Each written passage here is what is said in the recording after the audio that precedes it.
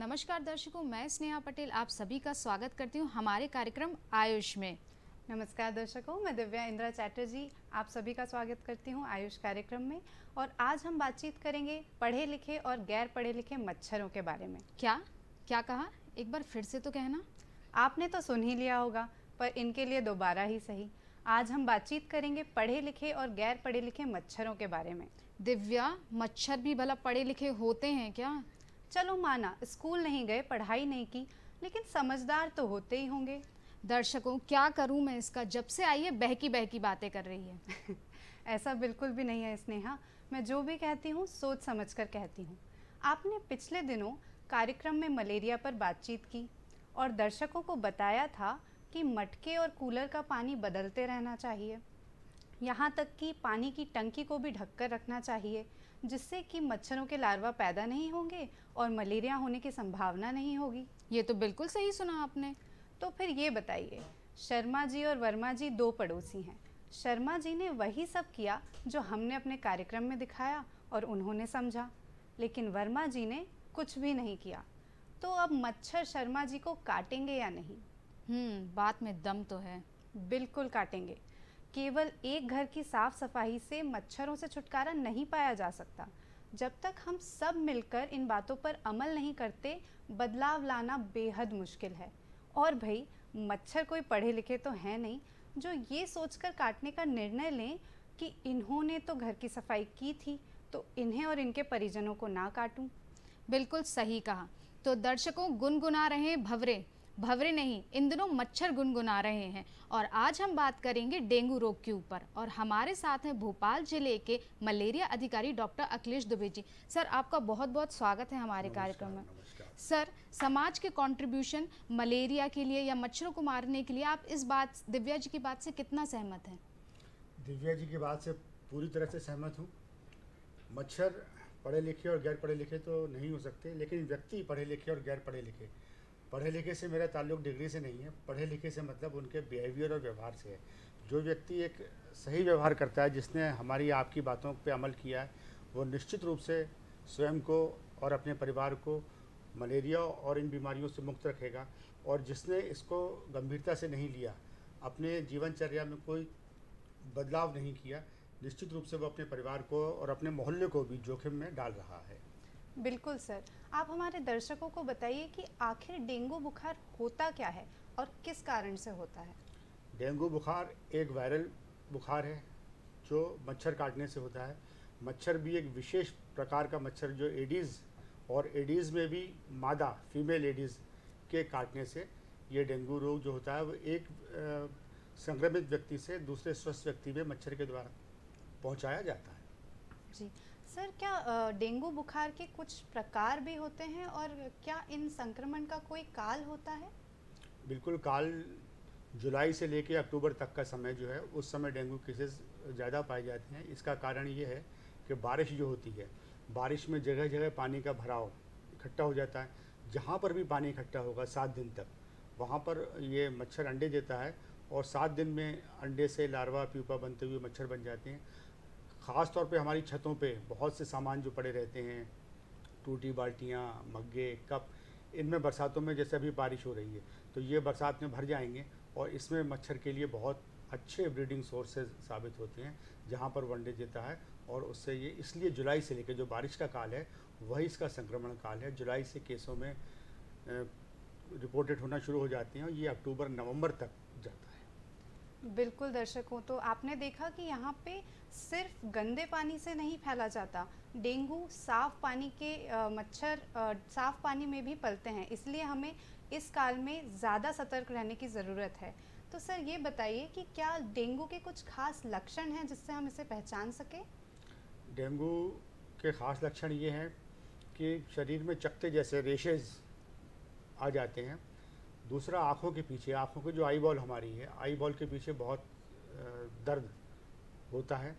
बुखार भी इसमें चढ़ता उतरता रहता है, फीवर के भी सिम्टम्स आते हैं और मांसपेशियों में दर्द होता है। लेकिन ये एक लक्षण है, इसकी जांच, इसका एलाइज़ा टेस्ट होता है जो भोपाल में 5 जगह है, बिल्कुल निःशुल्क उपलब्ध है, जिसमें गांधी मेडिकल कॉलेज, गैस राहत, जयप्रकाश चिकित्सालय, बैरागढ़ अस्पताल और एम्स, इन 5 जगह पर इसका एलाइजा टेस्ट के द्वारा हम कंफर्म कर सकते हैं कि रोगी को डेंगू है अथवा नहीं है। सर ने ये इन्फॉर्मेशन दी है, मुझे लगता है हम सब दर्शकों के लिए भी ये बहुत ही काम की इन्फॉर्मेशन है। सर एक प्रश्न हमेशा मुझे परेशान करता रहता है कि क्या डेंगू बुखार में अगर लापरवाही की जाए तो ये जानलेवा भी साबित हो सकता है? बिल्कुल, डेंगू में सामान्यतः केस जो होते हैं वो तो एक वायरल डिसीज़ कारण ठीक हो जाते हैं, मगर कुछ केस में अगर एज ज़्यादा है, डायबिटीज है या अन्य है, तो ये जानलेवा भी हो सकता है। डेंगू बुखार में ब्लड में प्लेटलेट की संख्या काफ़ी तेज़ी से कम होती चली जाती है। ये अगर समय रहते हुए इसको नहीं देखा गया तो प्लेटलेट की संख्या कम होने से और ब्लीडिंग वगैरह शुरू हो जाती है। उस स्थिति में यदि हम लापरवाही करते हैं तो निश्चित रूप से इसमें जान भी जा सकती है। इसमें बेहतर उपाय यही है कि जैसे ही ये लक्षण आप में दिखते हैं, आप निकट के स्वास्थ्य केंद्र में जाकर चिकित्सक को दिखाएं। वो आपको जांच के लिए बताएगा। वहाँ पर जाकर जांच करवाने के बाद पुष्टि होने पर डेंगू से आप बचा जा सकता है। सर एक डाउट मुझे भी है कि क्या इसको हम वायरल फीवर या मौसमी बुखार समझ सकते हैं क्या? ये मौसमी बुखार ही है और ये एक वायरल डिसीज़ है। और मैं एक बात और बता दूँ आपको, चूँकि ये वायरल डिसीज़ है इसलिए इसका पर्टिकुलरली कोई ट्रीटमेंट नहीं है, कोई दवा इसके लिए नहीं है। पैरासीटामोल देकर केवल हम बुखार को कंट्रोल कर सकते हैं और इसमें रेस्ट करना व्यक्ति को बहुत ज़रूरी है। अगर डेंगू का केस आता है तो वो रेस्ट करे, ज़्यादा फिजिकली वर्क में अपने आप को इन्वॉल्व ना करे। और जो पपीते के पत्ते हैं इनका जूस लेना, हरी सब्जियों को लेना, विटामिन सी वाले आंवला, इस तरह के पदार्थों का अधिक से अधिक सेवन करना चाहिए। तरल पदार्थ का अधिक से अधिक, जिसमें नारियल का जूस भी हो सकता है, सेवन करना इसमें लाभदायक होगा। दर्शकों, जैसा कि सर ने हमें बताया है कि डेंगू को हम किस तरीके से उनके लक्षणों को हम पहचान सकते हैं। अगर आपके आसपास किसी भी व्यक्ति में इस तरीके के लक्षण देखने को मिलते हैं तो उसे तुरंत डॉक्टर से परामर्श करने की सलाह दें और मौसमी बुखार समझने की गलती ना करें। सर आप एक बार हमें फिर से बताएंगे कि डेंगू के लिए हमें किस तरीके के टेस्ट कराने होते हैं, क्या ये टेस्ट महंगे होते हैं? जैसा कि मैंने बताया, इसका कन्फर्मेटिंग टेस्ट जो है वो एलाइजा टेस्ट है। ये बिल्कुल महंगा नहीं होता। जिन 5 जगह का मैंने नाम लिया है भोपाल में, वहाँ पर ये शासन के द्वारा बिल्कुल निःशुल्क उपलब्ध है, इसका कोई शुल्क नहीं लिया जाता। इसके अलावा कार्ड से भी टेस्ट किए जाते हैं, कार्ड से भी पता चलता है, लेकिन ये कार्ड का जो टेस्ट है वो भारत सरकार के द्वारा मान्य नहीं है। एक अनुमान रख सकता है। इसके बाद अगर कार्ड में पॉजिटिव निकलता है तो हमें कन्फर्मेटिव टेस्ट के लिए इन 5 स्थानों पर जाके एलाइजा टेस्ट अवश्य करा लेना चाहिए। कन्फर्म पुष्टि वहीं से हो सकती है। दिव्या, ये डाउट हमारा और आपके दोनों के दिमाग में आ रहा है, क्या इसकी भी वैक्सीनेशन है? जैसे कोविड के लिए हम पहले से प्रिवेंट कराने के लिए वैक्सीनेशन करा लेते हैं, क्या डेंगू के लिए भी ऐसा कोई टीकाकरण है? क्योंकि ये वायरल डिजीज़ है और इसमें बीच में एक वेक्टर का भी रोल है, तो ये मच्छर और मनुष्य 2 में गतिमान होती है, इसलिए इसकी वैक्सीन की प्रक्रिया खोज प्रयास तो जारी हैं, लेकिन दुर्भाग्य से अभी तक इसकी कोई वैक्सीन उपलब्ध नहीं हो सकी। दर्शकों, जैसा कि सर ने हमें बताया कि इसके टेस्ट हैं जो कि सरकारी अस्पतालों में निःशुल्क हैं, क्योंकि इसका अभी तक कोई भी टीकाकरण मौजूद नहीं है। इसलिए अब जो हम सर से पूछने वाले हैं इसके प्राथमिक उपचार के बारे में और रोकथाम के बारे में, इन बातों को ध्यान से सुनिए। सर ये तो हो गया हमारा कि अभी तक इसको कैसे हम पहचान सकते हैं, इसके लक्षण क्या हैं। सर इसके उपचार के लिए हम क्या कर सकते हैं? जैसा कि मैंने कहा, ये वायरल डिसीज़ है, इसका कोई उपचार पर्टिकुलर नहीं है। Prevention is better than cure. बचाव उपचार से बेहतर है। तो बचाव साइड पे हमें पूरा ध्यान केंद्रित करना चाहिए कि ऐसा यदि जैसे पढ़े लिखे मच्छरों की आपने बात की, तो पढ़ा लिखा बिहेवियर जब हम लोग करेंगे, पढ़े लिखे बिहेवियर से मतलब समझदारी का बिहेवियर, हम बचाव मनुष्य का और मच्छर का कांटेक्ट को ही रोकें। एक बात और बताना चाहूँगा कि डेंगू का एडिस मॉस्किटो जो है वो आपके घर के अंदर रहता है, ये बाहर और गंदगी में नहीं पाया जाता। दूसरी बात, ये दिन में काटता है, डे बाइटर मॉस्किटो है, इसको टाइगर मॉस्किटो भी कहते हैं, डे बाइटर मॉस्किटो है। तो रात में तो मच्छरदानी लगाई जा सकती है, मगर दिन में ये संभव नहीं हो सकता। तो इसमें प्रिवेंशन के लिए पहली चीज़ तो हम अपने घरों में आसपास ये सुनिश्चित करें कि कहीं भी इस तरह का अनावश्यक वाटर इकट्ठा तो नहीं हो रहा, क्योंकि जहाँ पानी इकट्ठा होगा वहीं ये लार्वा देगा। घरों में ख़ास तौर पर इस समय कूलर बंद हो गए हैं, पर कूलर का पंखे की तरह हम उपयोग कर रहे हैं, पानी यथावत भरा हुआ है। कभी आप उस पानी में देखें तो आपको लार्वा इल्ली की तरह तेज़ी से लहराते हुए मिलते हैं, वहाँ मिलेंगे। वो पानी, पक्षियों को पानी के पॉट्स जगह जगह रखे गए हुए हैं। यद्यपि इस समय आवश्यकता नहीं है, पानी पर्याप्त है, लेकिन वो हमारी छतों पे, हमारे घरों में यथावत रखे हुए हैं, जिनमें पानी भरा हुआ और लार्वा हो रहा है। फ्रिज की यदि आप कभी ट्रे निकाल के देखें तो उसमें पानी जो इकट्ठा होता है वहाँ भी लार्वा पाए जाते हैं। और मनी प्लांट जो घर में लगाने का शौक़ है, तो मनी तो शायद बाद में आए, लेकिन यदि आपने पानी नहीं बदला तो मच्छर उसमें पहले आ जाएगा। तो पहली चीज़ तो हम ब्रीडिंग सोर्सेज को डेवलप ना होने दें। दूसरी बात, कांटेक्ट को रोकने के लिए फुल आस्तीन के कपड़े पहने, जिससे मच्छर बाइट ना कर सके हमें। और जो रिपेलेंट वगैरह आ रहे हैं, इनका भी उपयोग अधिक से अधिक करना चाहिए। तो हम स्वयं जितना मच्छर से बचाव करेंगे उतना ही हम इन बीमारियों से बच सकेंगे। बिल्कुल सर। सर के कहने का मतलब है कि हमें साफ पानी भी इकट्ठे नहीं होने देना चाहिए और हमें खासकर सतर्क रहना चाहिए बारिश के मौसम में, जैसा सर ने बताया। सर, एक और प्रश्न है, जैसा आपने बोला कि प्लेटलेट्स के कम होने से ये बीमारी बढ़ने लगती है, और मैंने सुना है कि प्लेटलेट्स उतनी तेज़ी से बढ़ती भी हैं और उतनी तेज़ी से घटती भी हैं। तो इस बारे में आप हमारे दर्शकों को कुछ बताइए। देखिए, प्लेटलेट आपने बिल्कुल सही कहा, जिस तेज़ी से घटती हैं उस तेज़ी से बढ़ती भी हैं। प्लेटलेट ख़ास तौर पे ऐसे रोगी जो डायबिटिक हैं, बहुत ज़्यादा उम्र के हैं, या उन्हें अदर कॉम्प्लिकेशन है, उस स्थिति में प्लेटलेट घटना शुरू होती है। 50,000 से लेकर 10,000 तक के बीच में कम हो जाती है। इसको बढ़ाने के लिए, जैसा मैंने बताया, तरल पदार्थ, पपीते का जूस, आंवला, विटामिन सी, हेल्दी फूड्स जितना हम लेते चले जाएंगे और रेस्ट करेंगे तो प्लेटलेट उसी तेज़ी से बढ़ती भी चली जाती है। यदि विशेष टिपिकल स्थिति है तो फिर उसमें ब्लड को हम ट्रांसफ्यूजन करके, ब्लड दे के उसको प्लेटलेट को कंट्रोल करते हैं। सर, एक बार मैं आपसे फिर से जानना चाहूँगी कि डेंगू रोग जो है उसकी रोकथाम के लिए आपने कहा कि पानी इकट्ठा ना हो, पर ये साफ़ सफाई वाली जगहों पर होता है, तो हमें और क्या क्या घर में प्रिवेंशन करने चाहिए रोकथाम के लिए? घर में हमें प्रिवेंशन ये करना चाहिए कि घरों में एक तो दरवाजे पे जालियाँ होना चाहिए। आजकल जो नए घर बन रहे हैं इनको देख के बड़ी खुशी होती है कि उस तरह के लोग व्यवस्था करते हैं, पुराने घरों में नहीं रह पाती थी। तो जो भी हमारे जाली या दरवाजे हैं, इनमें जाली का सिस्टम होना चाहिए। ख़ास तौर पे अगर ग्रामीण क्षेत्र में जहाँ ये व्यवस्था नहीं है तो ये अनुरोध करना चाहूँगा मैं कि जैसे खिड़की है तो खिड़की पे एक सूती साड़ी या सूती चादर, कोई भी कपड़ा हम इस तरह लगा दें पतला, जिससे हवा और प्रकाश तो आती रहे लेकिन मच्छर नहीं आ सके। तो इस तरह मच्छरों का प्रवेश जैसे हम रोके जा सकें। दूसरा एक चीज़ और है कि हमने अपने घर का तो कर लिया, लेकिन ये डिश जो है इसकी फ़्लाइट 400 मीटर है। 400 मीटर यानी तकरीबन 50-50 घर चारों दिशा में आपके पास। तो ये चेतना हमें पूरे मोहल्ले में एक सामूहिक प्रयास के द्वारा करना चाहिए कि सभी अपने अपने घर में एक दिन, जैसे कभी लोग मिलते हैं तो आपस में चर्चा करें कि पानी तो नहीं इकट्ठा हो रहा है।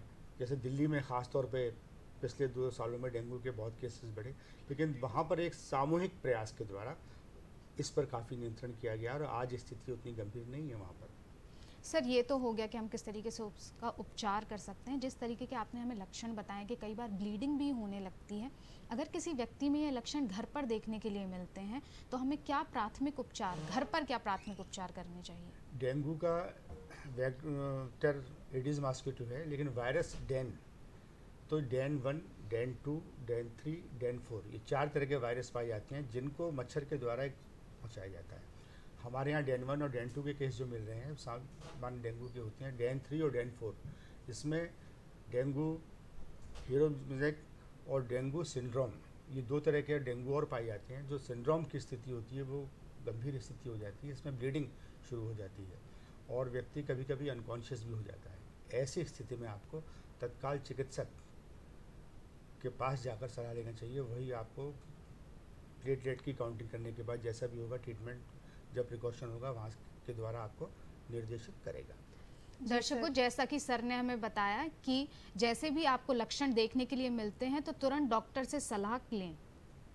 और सलाह लेने के साथ ही साथ हमें सर से ये भी जानना है कि डेंगू होने के बाद किस तरह का खान पान हमें करना है, किस तरह के व्यायाम हमें करना है, क्योंकि सर कई बार ये देखने को मिलता है कि पेशेंट ठीक होके घर तो आ जाता है लेकिन उसे दोबारा ये बीमारी होने लगती है। तो किस तरह की चीज़ों का पालन करना चाहिए, आप प्लीज़ हमारे दर्शकों को बताइए। सामान्यतः डेंगू एक बार होने पर दोबारा डेंगू नहीं होता, प्रतिरोधक क्षमता डेवलप हो जाती है।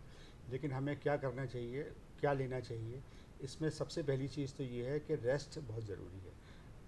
हार्ड फिजिकल वर्क को अवॉइड करना चाहिए कम से कम 15 दिन।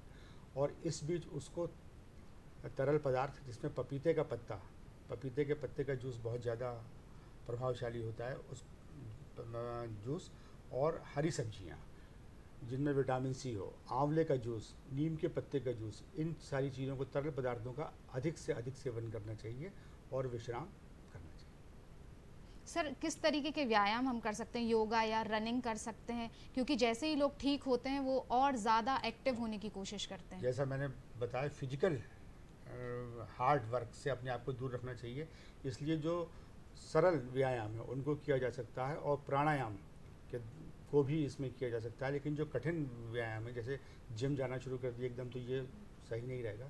बाकी हल्के फुल्के व्यायाम किया जा सकता है, मॉर्निंग वॉक करना, ये सारी चीज़ें इसमें उपयोगी साबित होती हैं। सर डेंगू रोग जब होता है, प्लेटलेट्स कम होती हैं, तो मैं ये जानना चाहती हूँ कि शरीर के ऊपर क्या असर पड़ता है इसका?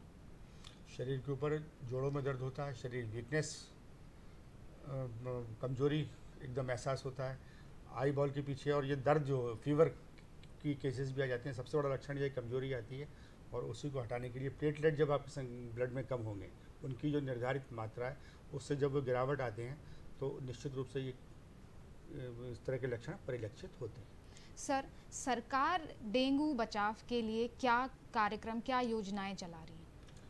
भारत सरकार के द्वारा vector borne disease control programme में डेंगू के साथ साथ चिकनगुनिया और मलेरिया भी आते हैं। इन्हीं सारी चीज़ों के लिए प्रयत्नशील है, और इसमें मलेरिया को ख़ास तौर पे 2030 तक पूरे देश से उन्मूलन करने का लक्ष्य रखा गया है WHO के द्वारा, जिसमें भोपाल में 2024 तक हमारा लक्ष्य है। तो इसमें सरकार के द्वारा जो ग्रामीण क्षेत्र में आरोग्य केंद्र हमारे हैं, वहाँ पर एक आशा वर्कर कार्यरत है, सब सेंटर लेवल पे एक स्वास्थ्य कार्यकर्ता, उनको प्रशिक्षित किया गया है। मलेरिया के केस में तो वहाँ पर जांच की सुविधा भी उपलब्ध हो गई है, रैपिड डायग्नोस्टिक किट उनको उपलब्ध कराए गए हैं, जिसके द्वारा वो जांच कर सकते हैं। डेंगू के केस में ग्रामीण स्तर पर जांच संभव ही नहीं है, लेकिन वहाँ पर लार्वा कंट्रोल करने की एक्टिविटी, लोगों को जन जागरण करने की एक्टिविटी, ये एक हर गांव में ग्राम स्वास्थ्य समिति बनी हुई है, जिसके पास पर्याप्त फंड है। उनको ये भी निर्देशित किया गया है कि यदि कोई वाटर बॉडी या इस तरह की आती हैं, तो वे अपने स्तर पर कहीं गड्ढा है तो उसको भराव करवा लें, उसके लिए वो व्यय उस समिति से कर सकते हैं। और जागरूकता ही बचाव है, इन सब के लिए भारत सरकार के द्वारा निरंतर कार्य किया जा रहा है। सर बिल्कुल सही कहा, जागरूकता ही बचाव है। सर मैं ये जानना चाहती हूँ, ग्रामीण क्षेत्रों में जब कोई मरीज़ होता है तो वो बुखार, तो वो शहर जाने की वजह झाड़ फूंक कराने में विश्वास रखता है, तो इस पे आप क्या कहेंगे? बिल्कुल, ये बिल्कुल सही बात है। ख़ास तौर पे हमारे ट्राइबल ज़िले जो हैं और ग्रामीण इलाके हैं, वहाँ आज भी इस तरह के लोग हैं, और दुर्भाग्य है कि उन लोगों पर लोगों का विश्वास भी बहुत ज़्यादा है, जो झाड़ फूंक के बाद से इलाज का दावा करते हैं। लेकिन कई ट्राइबल ज़िलों में जो झाड़ फूंक करते हैं, उन बाबाओं को भी जब डेंगू या मलेरिया होता है, तो वो भी स्वयं छुप के चिकित्सालय में इलाज कराने आते हैं, क्योंकि झाड़ फूंक से किसी भी स्थिति में इन बीमारियों का, जैसे मलेरिया मान लीजिए है, तो मलेरिया जब तक आप उसका ट्रीटमेंट है, मलेरिया का ट्रीटमेंट है क्लोरोक्विन और प्रामिक्विन, जब तक वो ट्रीटमेंट आप नहीं लेंगे, तब तक आप कितना भी झाड़ फूंक कराते रहेंगे, ये समय की और पैसे की बर्बादी के सिवा और कुछ नहीं है। जैसे पढ़े लिखे की आपने बात की, तो पढ़ा लिखा जो बिहेवियर होगा वो कभी इन बातों में नहीं फंसेगा। जो जिम्मेदारी पूर्ण व्यवहार नहीं करते, वही लोग इनके उसमें आते हैं, तो इससे कोई लाभ नहीं है। मेरा यही निवेदन है कि चिकित्सक के पास ही, या ग्रामीण स्तर पर हैं तो स्वास्थ्य केंद्र में, वहाँ पर जाकर आप दिखाएं, वहाँ से आपको उचित परामर्श मिल जाएगा। सर से बात करके मुझे भी ये समझ में आ रहा है कि डेंगू कोई छोटी बीमारी नहीं है, और जहाँ तक कि अगर इसमें लापरवाही की जाए तो ये जानलेवा भी हो सकती है। जैसा कि सर ने भी मैसेज दिया कि इसके लिए हमें जागरूक होना बहुत ज़रूरी है। तो सर हमें ये बताइए कि आप हमारे दर्शकों को आज क्या संदेश देना चाहते हैं कि वो समय रहते इस बीमारी का इलाज और अपने घर पे जो प्राथमिक उपचार हैं वो शुरू करें? इसके बारे में आप क्या कहना चाहेंगे सर? मेरा यही निवेदन है कि बरसात में पानी का जमाव होता है, तो अपने घर में सबसे पहले आप अपनी छत पर जाकर जरूर निरीक्षण करें। हम हिंदुस्तानी कार बेच देते हैं, हमारे टायर को बहुत संभाल के रख लेते हैं, तो वो जो टायर होता है उसमें पानी भर जाता है, और टूटे कप, बाल्टियाँ, इस तरह की तमाम अनावश्यक चीज़ें हमारी छतों पर रहती हैं, जिनकी हम दिवाली पे सफाई करते हैं। तो अभी कर लें उनको, उनमें पानी ना भरने दें। दूसरा ये है कि मच्छर से व्यक्तिगत पर्सनल प्रोटेक्शन, अपने स्वयं की रक्षा करने पर ध्यान केंद्रित करें। और यदि बुखार आता है, अगर मलेरिया है, तो तत्काल आरोग्य केंद्र और ग्रामीण स्वास्थ्य केंद्र पर जाकर जांच करवाएं। वहां पर जांच एवं उपचार निःशुल्क उपलब्ध है। डेंगू जनरली अर्बन शहरों में ही पाया जाता है, लेकिन फिर भी अगर डेंगू के ये लक्षण आपको दिखते हैं, आप स्वास्थ्य कार्यकर्ता के पास जाएंगे, वो आपको सलाह देगा। वहाँ चिकित्सक को दिखाने के बाद इन 5 जगह पर एलाइजा टेस्ट कराएं, और इसमें घबराने की आवश्यकता नहीं है, चिंता की नहीं, चिंतन की आवश्यकता है कि हम अपने चिंतन से सही दिशा में जाएं, सही इलाज लें, तो निश्चित रूप से इन बीमारियों से बड़ी आसानी से बचा जा सकता है। सर आपने बिल्कुल सही कहा कि सलाह की ज़रूरत है। सलाह तो आस पड़ोस वाले लोग बहुत देते हैं। सर कूलरों में जो पानी भर जाता है, मटकों में जो पानी भर जाता है, तो फ्री में सलाह देने वाले बहुत लोग होते हैं। वो बोलते हैं कि उसके ऊपर तेल डाल दीजिए, केरोसिन डाल दीजिए, तो उसके लार्वा जो हैं वो ऊपर नहीं आ पाएंगे। इस बात में कितना सच है? इस बात में सच तो है कि अगर वाटर बॉडीज़ हैं, कहीं पर पानी इकट्ठा हो रहा है, तो उसमें जो जला हुआ तेल, अगर गंदा पानी है और 1 चम्मच तेल डाल देते हैं, तो तेल की एक परत बन जाती है, जो परत ऑक्सीजन की सप्लाई को बंद कर देती है। लेकिन ये साधन हमें वहाँ पर इस्तेमाल करना चाहिए जहाँ पर हम उस पानी को हटा नहीं सकते। कूलर का पानी तो बड़ी सुगमता से बदला जा सकता है। जो हमारे पक्षियों के पॉट रखे हुए हैं, उसको आप रखते हैं, शाम को उल्टा कर दीजिए, सुबह फिर पानी भर लीजिए। अगर पानी 7 दिन तक, क्योंकि अंडे से लार्वा और पीपा बनने में 7 दिन का समय लगता है, अगर 7 दिन में हम उस पानी को बदल दें, तो निश्चित रूप से उसकी जो विकास की गति है, अंडे से मच्छर में कन्वर्ट नहीं हो पाएगा वो। तो ये सावधानी हमें रखना की विशेष आवश्यकता है।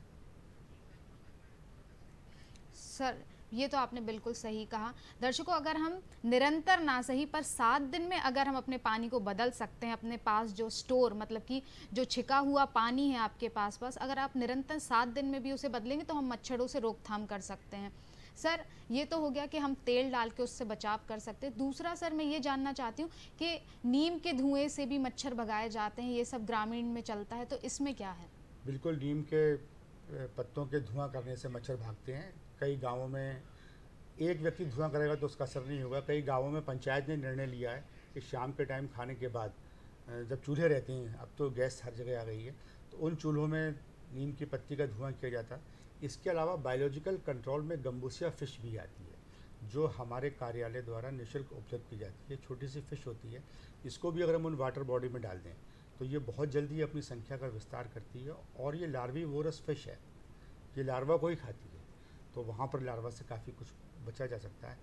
इसके बाद कुछ इंसेक्टिसाइड्स वगैरह भी हैं, वो लोग यूज़ करते हैं। हम अभी एक BTI पाउडर आया है जो बैक्टीरिया बेसिस है, जिसका भी बहुत अच्छा परिणाम आ रहा है, इसका उपयोग किया जा रहा है। सर मैं ये जानना चाहती हूँ कि डेंगू रोग के दौरान और बाद में परिवार की क्या भूमिका होती है एक मरीज़ को लेके?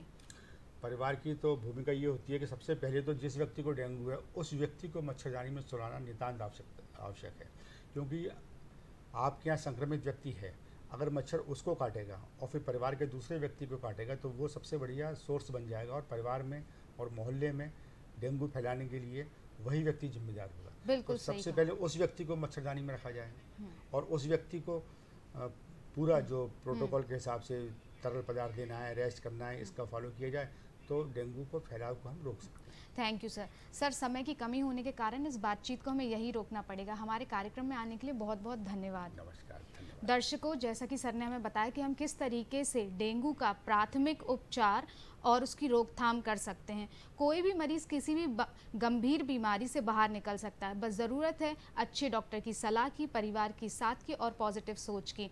हम आशा करते हैं आज का कार्यक्रम आपको पसंद आया होगा। हमारा कार्यक्रम देखने के लिए बहुत बहुत धन्यवाद।